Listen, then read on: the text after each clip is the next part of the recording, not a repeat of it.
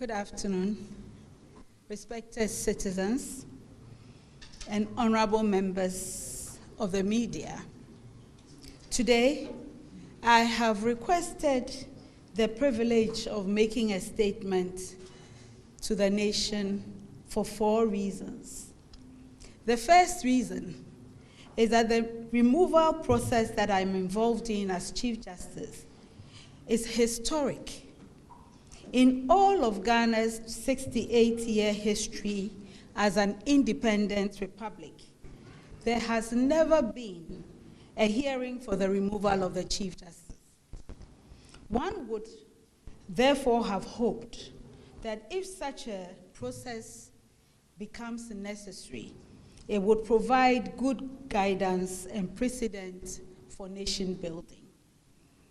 Unfortunately, every step of the removal process being undertaken against me is being done in a manner that breaks every rule on how justice is delivered in our country.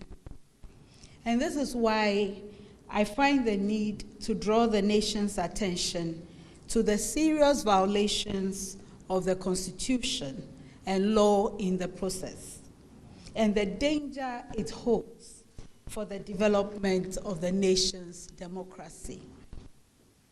The second reason for making this statement is, though I'm in the process alone, its effects ripple far beyond me as a person.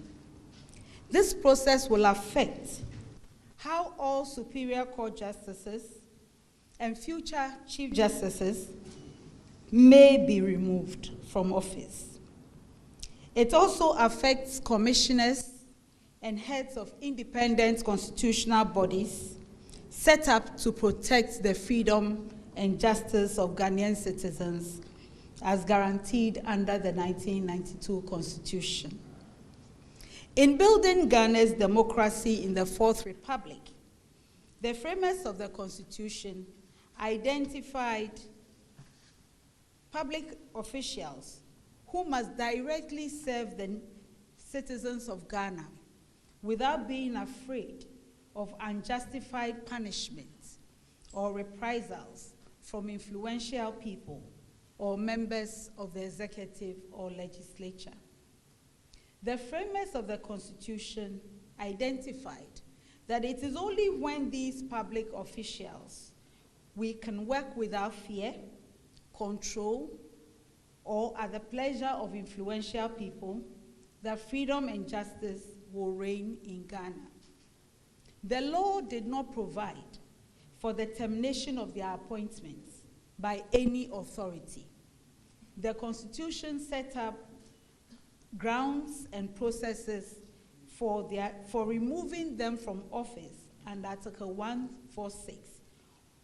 And these grounds must reach the standard of, quote, inability to perform the functions of their office.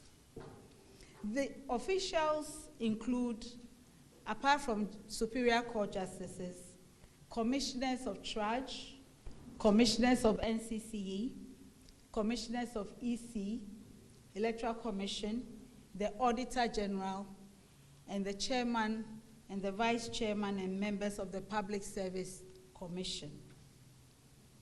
The third reason for this statement is that in order to address the troubling violations of the Constitution and illegality of the proceedings that have become obvious to me, that became obvious to me from the beginning of the process.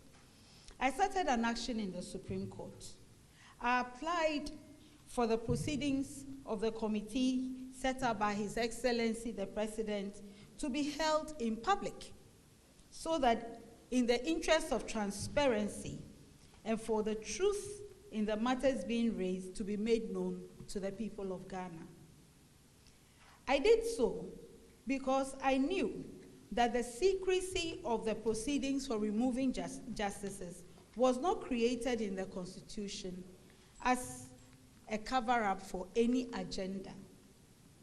The Constitution expects that only reasons for removing the Chief Justices the Chief Justice and public officials, as set out in Article 146, will be the reason for doing so. And especially, such reasons must affect public sensitive national interest or public order or safety. I realize that in my case, should the public be made aware of the allegations in the petition, they would realize that none of the allegations made border even remotely on matters of national interest or matters of public order or safety, or anything that indicates that I'm unable to perform the functions of my office. An example is an allegation that I failed to retire accountable interest of $14,000 when I traveled. When I did retire that accountable interest 2 days after I returned from my journey, I was given $14,000. I could only spend $4,400, and I returned $9,600 2 days after I returned from Ghana, from my journey. And so I knew that it was necessary that the issues being thrown around as petitions against me needed to get into the public space. I swore to a supplementary affidavit alerting the Supreme Court also of human rights violations that I had started encountering when I went to the Article 146 hearings. However, the members of the Supreme Court that heard the application refused my application for the hearing in open, and they also struck out the supplementary affidavit at the request of the Attorney General. I have decided to make this statement today because the violations have not stopped. Indeed, they have escalated beyond anything I could have imagined as possible in justice delivery. These violations include the committee's refusal, in breach of the rules of natural justice, to recognize my lawyer on the first day of proceedings, simply because I was not personally present with him. And they went ahead to make arrangements for the hearing without involving my lawyer while he was sitting in front of them. The committee has also failed to indicate the specific charges that I'm supposed to be defending myself against in order to allow me to adequately prepare a defense to the charges. The committee has gone on to permit two of the petitioners, Mr. Danieli and Shining Stars, not to testify at all or present what case they brought to them at the hearing. The committee has refused to allow me to go into the hearing with any family member. Before you enter, there's a thorough search of my body and my handbag in violation of protocols and courtesies extended to any Chief Justice, which protocols and courtesies are honored in the name of the nation, both in Ghana and outside of Ghana. And then the work of the committee is being conducted in a cordoned high security zone on Castle Drive, Osu, when all Article 146 proceedings since 1993 have been held in facilities of the Judicial Service. It is hard not to reach the conclusion that the choice of venue against the backdrop of secrecy of proceedings is intended to intimidate me and to prevent any citizen of Ghana from knowing how the proceedings are being conducted. The Edu Lodge facility that the hearings are being conducted in featured very prominently in the planning of the murder of judges on June 30th, 1981. And this can be read about in the special investigative report on that terrible event in our nation's history. It will be recalled that there was a Major Samakwa a military officer who was killed with the 3 High Court justices, who was the director of human resource of GEHOC. He was my uncle and my guardian when I entered the University of Ghana in September 1980. I was also living with him at the time he was abducted and murdered. Was Edu Lodge chosen for my inquiry to make me feel insecure? I think so. And I continue to hold the view that there's no reason why a judicial hearing is being conducted behind the high walls of Edu Lodge. At this Article 146 hearing, no rules provided by law to regulate the fairness of hearings and trials in this country are being followed. As we all know, when a citizen is summoned before a court or any administrative or disciplinary committee, it is the duty of the committee or court to give the citizen a copy of the complaint that they are presiding over. You cannot be summoned without a writ, a petition, or a complaint. It is also the duty of that committee or court or tribunal to give copies of all documents that have been filed with them before the hearing is started. How does anyone defend themselves without a copy of the complaint that they have been summoned to come and answer to? This Article 146 committee has refused to give me copies of the petitions that His Excellency the President gave to them. They refused to give me copies, a copy of the prima facie determination that His Excellency the President is supposed to have given to them. They claim that they know that the President sent me copies on 27th March of the petition on 27th March 2025. And so they do not need to show me what the President gave to them. They also claim to have copies of the responses that I gave to the President, but they will not provide the petitioners with copies of my responses. The difficulty with this is, because they are the independent body charged with the duty to conduct the hearing, what I have in my hand from the President could be different from what they have. And I cannot assume that the 2 copies are the same. Indeed, no tribunal does that.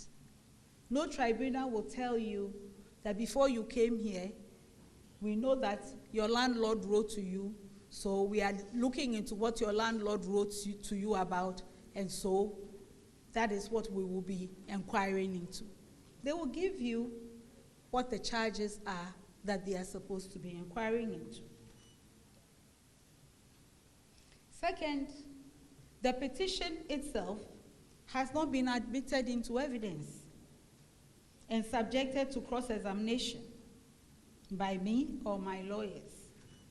In this case, because they have permitted the petitioner who has so far given evidence of whose petition we are supposed to be dealing with, Mr. Danieli, they have permitted him not to testify and confirm on oath what his petition is. There is no petition on the table. There is no evidence given by him on oath. He has not authorized anyone to testify on his behalf. So what are we inquiring into? Even though there is no constitutional instrument passed to regulate the proceedings of an Article 146 committee, Ghana has a constitutional instrument regulating the work of all commissions or committees of inquiry. This is the Commissions of Inquiry Practice and Procedure Rules 2010, CI 65. And in Article 1467 of our Constitution, if a committee is set up for the removal of a Chief Justice, the committee is supposed to, quote-unquote, inquire into the petition, the answer, and the prima facie case. Therefore, we are dealing with a committee of inquiry. In spite of this, on 15th May, the committee decided, without listening to my lawyer, that it will conduct the hearing as not as an inquiry, but as litigation.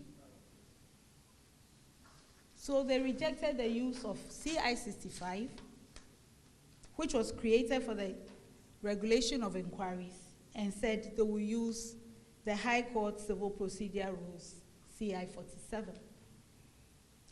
Then they decided that each petitioner can conduct his case as he sees fit. So they don't need to present the petition to them.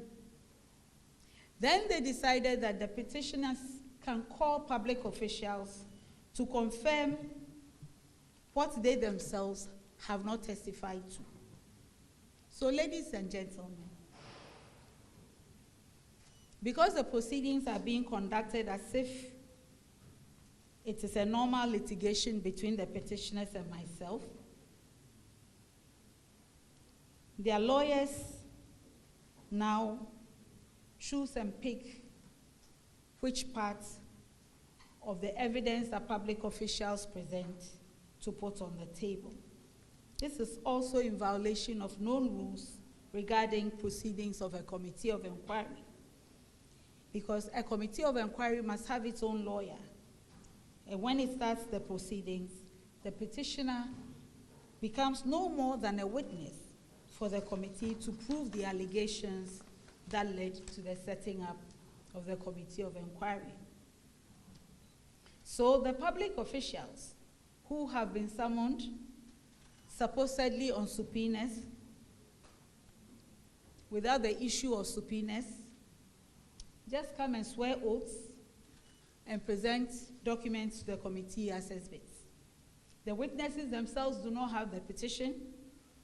They do not know the allegations in the petition, and so they cannot answer questions on the petition. And when they finish submitting their documents, my lawyers are called on to cross-examine them. Since 23rd May 2025, this strange process has been followed up, and witness after witness has been called, like Nebuchadnezzar's situation, in which he demanded that the magicians in his court should tell him his dream and also interpret it.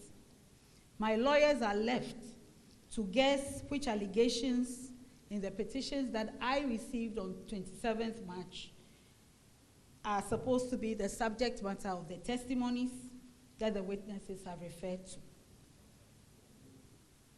Anyone who has been to the Circuit Court or the High Court and made subject to the rules CI 47 will know that those rules never conceived that a hearing can be conducted without the claims, the defenses, and the issues being carefully laid out before the parties and accepted by all of them before a hearing starts.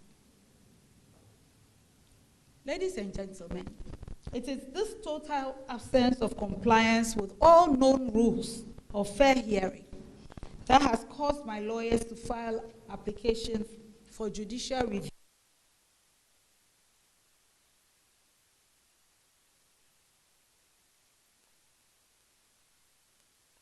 is that through this flagrant violation of CI 47 and the darkness of the current proceedings being held in camera behind the walls of Edu Lodge, my lawyers and I can come to the end of the proceedings. The evidence will show that every one of those allegations in the petitions that were given to me on 27th March is unfounded and untrue. And yet, the committee can dig up some allegation from whatever documents they claim to be having from the president, which they have not shown to me, and purport to enter a recommendation for my removal on that basis. Allow me to say that this is totally unknown in the rule of law in this country. If it was lawful, I would have no reason to alert the nation of the dangers they represent. It is the violations of law that have forced me to bring these matters out in the light of day. The final and fourth reason for this statement is that I have heard on several occasions from loved ones, persons who care, persons who may not know me beyond my public duties, and many who think that since these proceedings seem to be carefully staged to result in my removal as Chief Justice, it would be best if I just retired or resigned rather than subject myself to an ill-motivated process. I have also received threats and veiled threats to the effect that if I fail to resign or retire voluntarily, I will be made to suffer some harm or the other.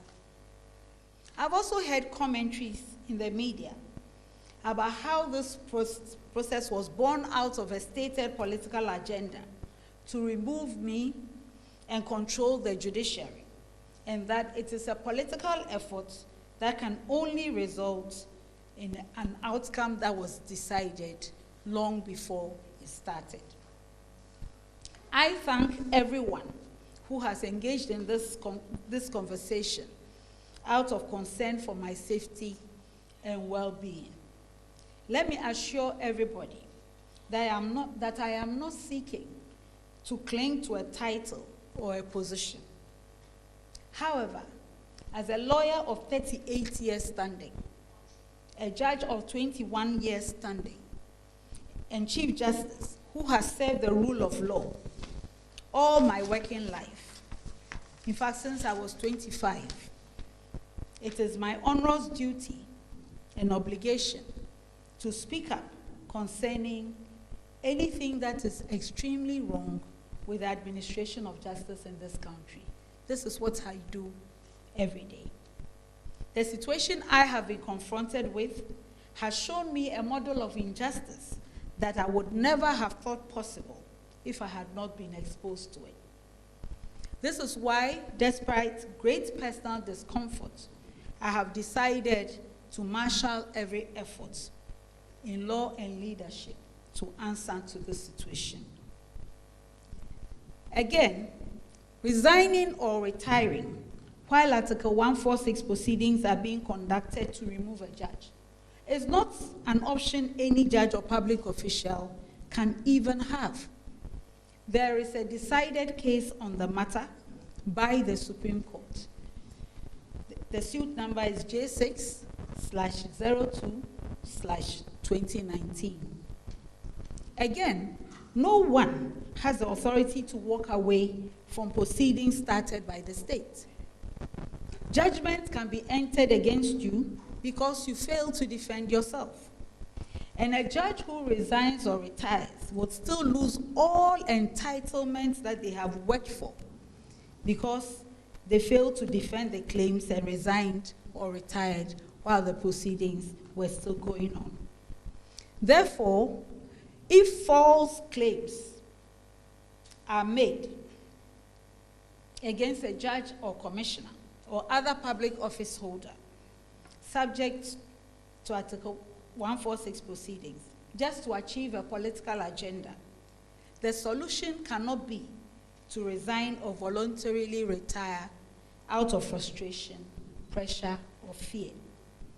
You would only subject yourself to two cruelties: a judgment based on false claims and loss of everything you have worked for.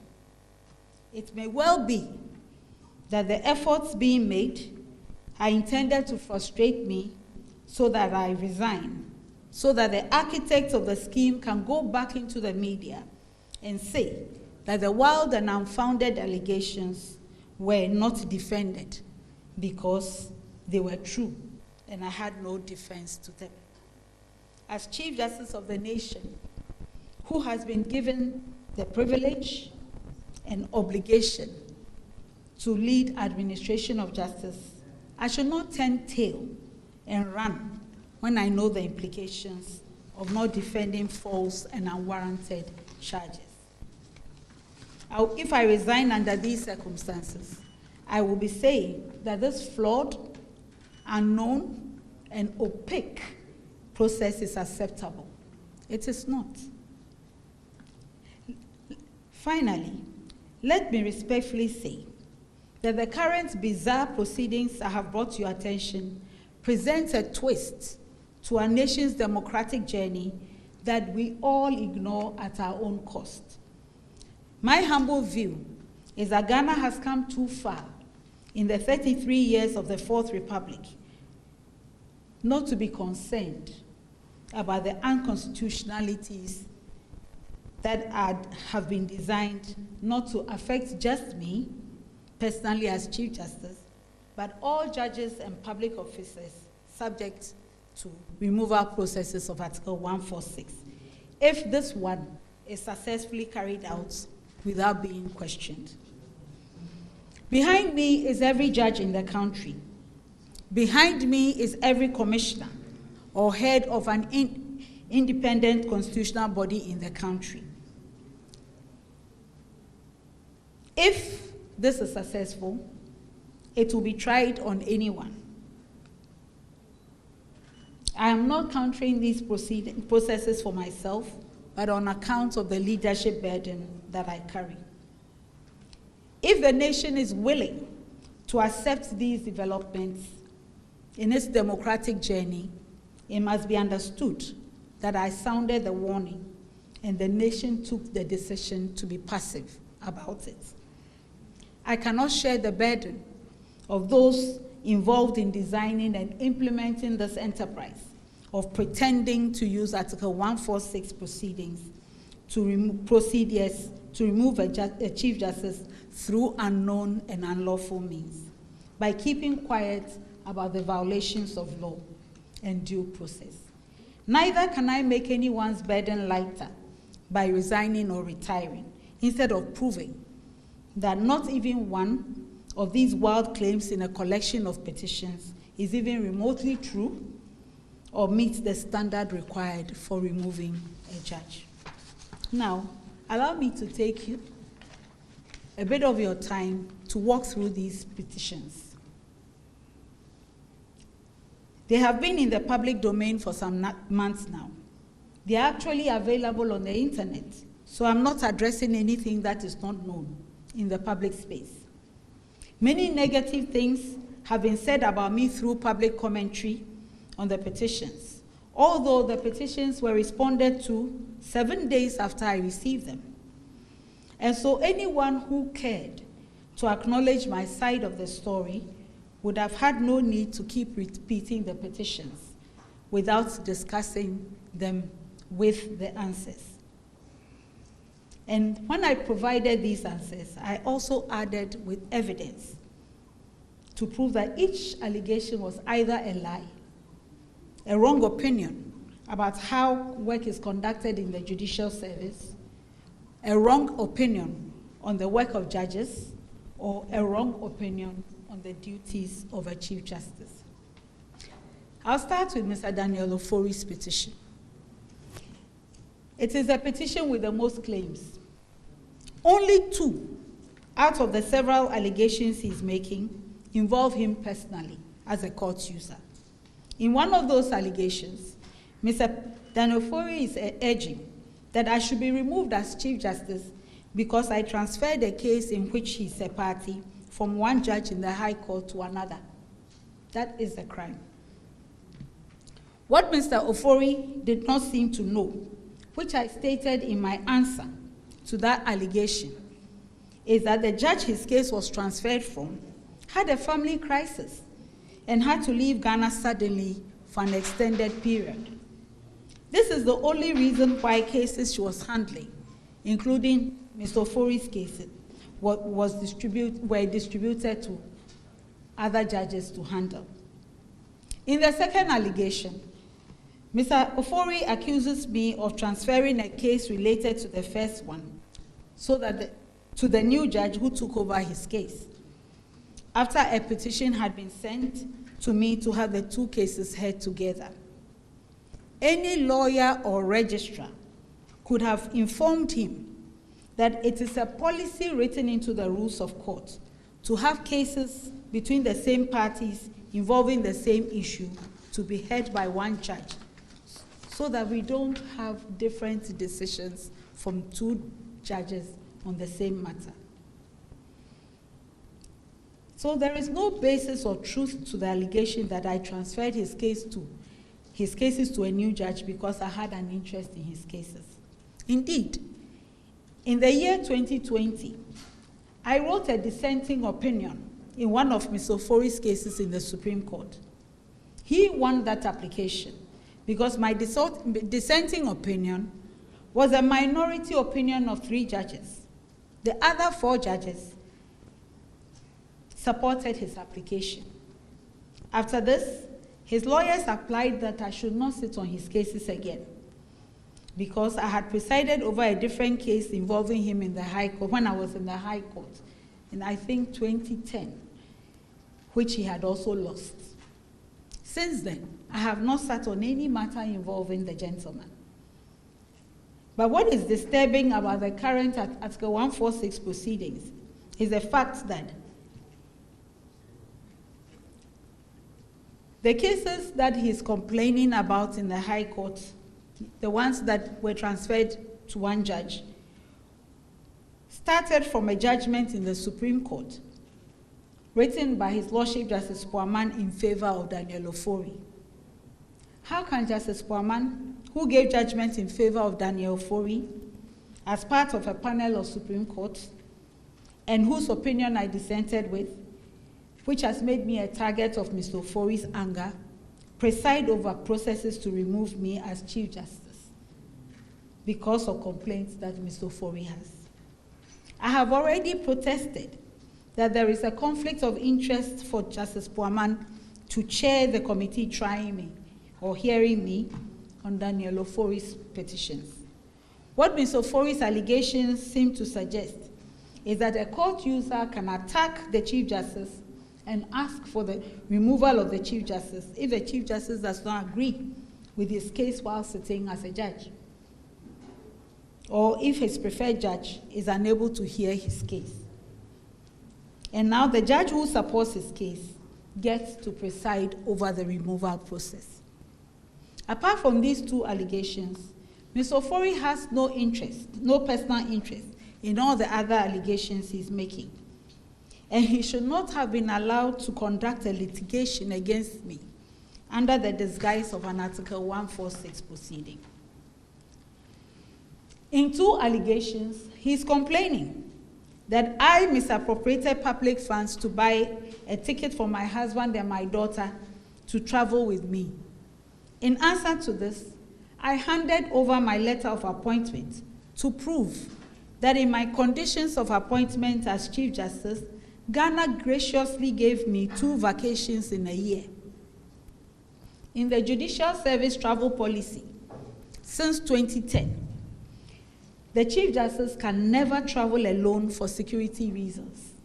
And the Chief Justice is always allowed to travel with a spouse or another person of their choice. So traveling on my officially given vacations with my husband on one occasion and my daughter for the second vacation is part of the official conditions of my appointment as Chief Justice. I was also not responsible for buying the tickets in question, such that I could be said to have misappropriated the value of the tickets. Indeed, if the Judicial Service was not allowed to buy the tickets for my vacation, the remedy was for the Auditor General to surcharge me to refund the money. Anyone can check out the 2023 accounts of Judicial Service and know for themselves that there is no surcharge against me or anyone for the tickets that were purchased for my vacations. Ms. Ofori seems to be alleging that I should have traveled with my police escort alone on vacation and not a family member. And this is why he wants me removed from office. And I'm being tried or heard behind the walls of Edu Lodge. Ladies and gentlemen, the question to be asked is, why would anyone demand that I go on vacation given to me as Chief Justice with my police security, instead of going with my husband or my daughter? And how can this be a reason for subjecting a Chief Justice to a committee of inquiry? In the petition I received, Mr. Ofori also complains that my family members should not have been given per diem when they traveled with me, and I have misappropriated the per diem they were given. But anyone reading the Judicial Service travel policy will find that it provides that when the Chief Justice travels with anyone, whether police escort, another judge, secretary, or a spouse, that person is given per diem. And the rate of per diem is not set or administered by me as Chief Justice.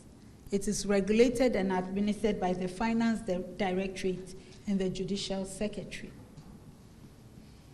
I've already told you about the retirement of the imprest. In an arm of government where there are almost 8,000 staff that I oversee, Mr. Daniel Ofori's petition contains allegation that I transferred one member of staff to work on a different schedule, and that is why I should be removed as Chief Justice. He also alleges that I have refused to reinstate two members of staff whose appointments were terminated around 2015, 10 years ago, when I was nowhere near being Chief Justice, and whose issues are still being heard in court. He goes on to allege that I should be removed for terminating the appointment of two staff members who went through disciplinary proceedings that were initiated by reports against them before I became Chief Justice. Though it is not clear to me why Mr. Ofori should demand that the Chief Justice should be removed for transferring a member of staff or being the final authority to sign any termination letter, I handed over to His Excellency the President records covering every administrative step on these matters, supported by the due process administered by the right officers. And yet, without issuing a prima facie determination, a warrant of suspension was signed, and now I'm defending myself where there is no petition on the table. Another allegation of Mr. Ofori is that I appointed the former Judicial Secretary as Judicial Secretary when she was a judge, and so I have made her inefficient. Now, anybody who cares to know the records which I handed over to His Excellency the President was that she became Judicial Secretary in 2018. She became a judge in 2019. I was nowhere near being Chief Justice. I was appointed in June 2023. Ms. Ofori also alleges that I have appointed judges as registrars, and this has introduced inefficiency into the management of courts. Again, the records will show that the Judicial Council decided in May 2023, before I was appointed Chief Justice, that lower court judges should be appointed as registrars of the Supreme Court. So what I did was just to implement the Judicial Council's decisions. Then, Ms. Ofori alleges that a certain gentleman, not himself, but someone, who had a case in the Supreme Court in January 2024, met a different panel in May 2024, 5 months later. So I should be removed as Chief Justice. He also claims that I refused to fix an application in a case that did not involve him in Accra, which case was pending in Koforidua. So I should be removed as Chief Justice. He complains that I supervise the Judicial Secretary to administer a decision of the General Legal Council, which was taken before I became Chief Justice. So I should be removed as Chief Justice.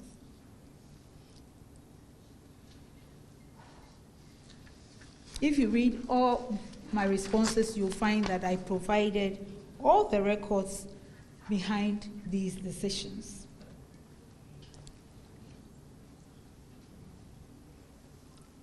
Then he complains that I recommended judges to be appointed to the Supreme Court, so I should be removed as Chief Justice. Now, anyone who knows how appointments are made with recommendations from the Ghana Bar Association, the Attorney General, and the Chief Justice will know that this last complaint only shows ignorance of a very long-standing tradition. It has been the settled practice for decades that in the recommendation of justices for the superior courts, it is the Chief Justice, the Ghana Bar Association, and the Attorney General who have the privilege of making recommendations for those who are to be nominated. The recommendations can be refused or accepted by the President. I encourage anyone to read the judgment of the Supreme Court in the case of Ghana Bar Association and others versus the Attorney General, 2015-2016, to Supreme Court of Ghana Law Reports 872, when this matter was even discussed, and other academic works that discuss this practice that has been around for decades. How has it suddenly become unconstitutional or wrong conduct or incompetence for the Chief Justice to recommend to the President to consider for nomination judges who, in her view, satisfy the constitutional standard of high moral integrity? Yet, despite all the evidence provided, there is a hearing being conducted at Edu Lodge. I have taken this walk through Mr. Ofori's petition to show that the allegations have no bearing whatsoever on any sensitive national issues, or public safety or order, or my inability to perform my functions as Chief Justice. They also do not have any basis in law or truth. They are just an attempt to gather a lot of complaints together, regardless of whether they are true or not, whether they are justified or not, just to have an excuse for the conduct of this inquiry that breaks all the rules of fair hearing. I'll be done soon, don't worry. There's also a petition from a gentleman called Mr. Ayamga Akogo. His complaint is that on 14th November 2024, after the Supreme Court had given a ruling which went against him, I, as presiding judge in the Supreme Court, ordered his arrest without any reason. He attached an exhibit to his petition, which was a media report from a group called the Law Platform. This media report says that after the Supreme Court panel had ruled against Mr. Akogo, he started to shout in the courtroom, and that is why he was taken out of the courtroom. Essentially, therefore, his own exhibit contradicts his claims. Mr. Akogo goes on to claim that when he applied for a copy of the day's proceedings, which were signed by all the judges that presided on his case, he did not see a record that he had been arrested. So I should be removed as Chief Justice. What is significant about this petition is that Justice Puaman sat with me as one of the judges who heard Mr. Akogo's case and was named as a witness that Mr. Akogo will call. But His Excellency, the President, has appointed him to chair and inquire into this petition, and he has accepted to do so.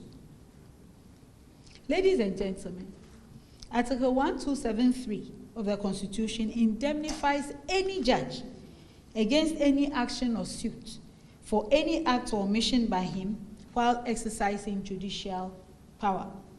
This provision was just last week cited as a reason for declaring a petition against a Supreme Court nominee frivolous.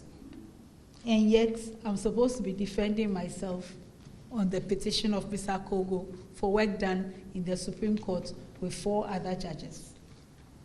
The last petition is from a group called Shining Stars. Searches have shown that no such group is registered in Ghana. Yet, it has petitioned against me, and they claim that during the hearing of the case of Afenyo Markin versus Attorney General and the Speaker of Parliament, when I sat as a judge, I failed to hear the side of the Speaker of Parliament before the Supreme Court made an order, so I should be removed as Chief Justice. Again, I can only point to the fact that no judge sits alone in the Supreme Court, and the court's decisions are the decisions of all the judges who sit together. So you will see that every decision I took that is complained about by Mr. Ofori, Mr. Kogo, and the group calling itself Shining Stars was done as a part of a panel of at least 5 judges that made up the Supreme Court. And all judges in the panel are indemnified by Article 1273. How tenable, if I can respectfully ask, can it be that a petition to remove the Chief Justice from office can be entertained on these grounds?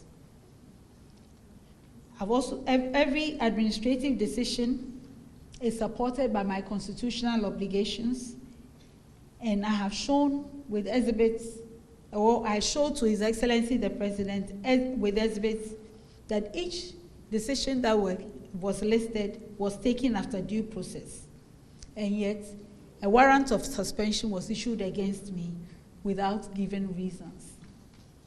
Interestingly, there have been some recent suggestions about rules being made to safeguard judges from frivolous attempts to remove them from office.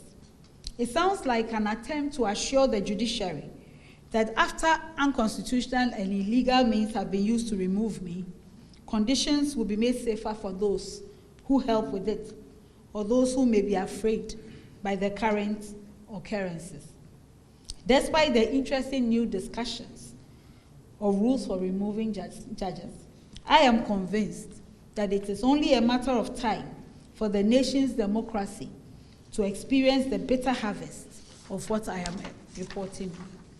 And if this nation descends into the kind of proceedings behind closed doors that break all the rules of adjudication or inquiry as we know them, after all the progress that we have made in the rule of law, that descent will lead us to a place where no judge, commissioner, or head of an independent constitutional body will be safe from compromise created by fear, intimidation, threats, or a desire to please.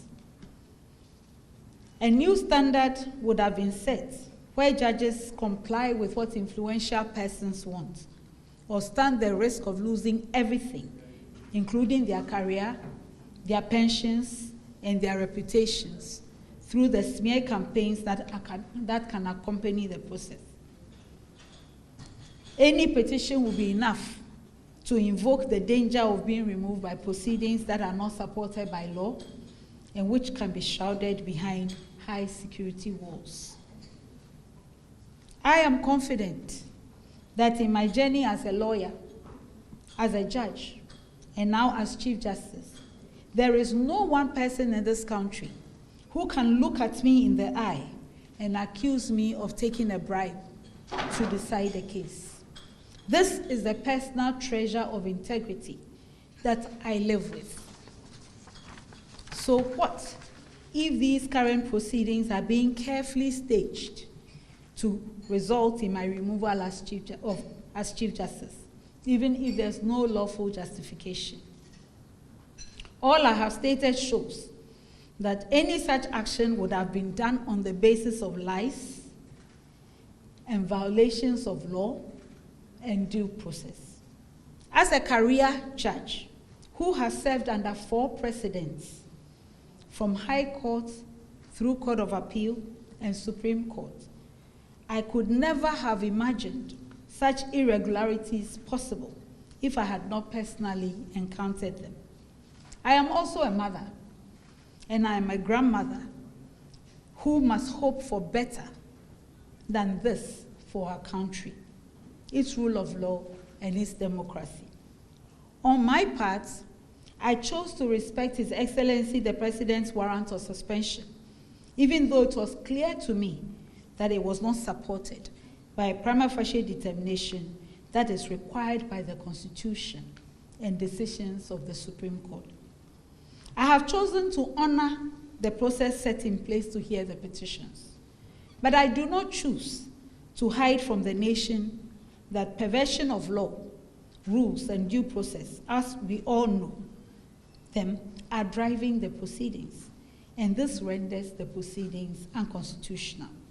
I choose to trust that such darkness will not totally engulf this nation. May God bless our homeland, Ghana, and make our nation great and strong. Thank you very much.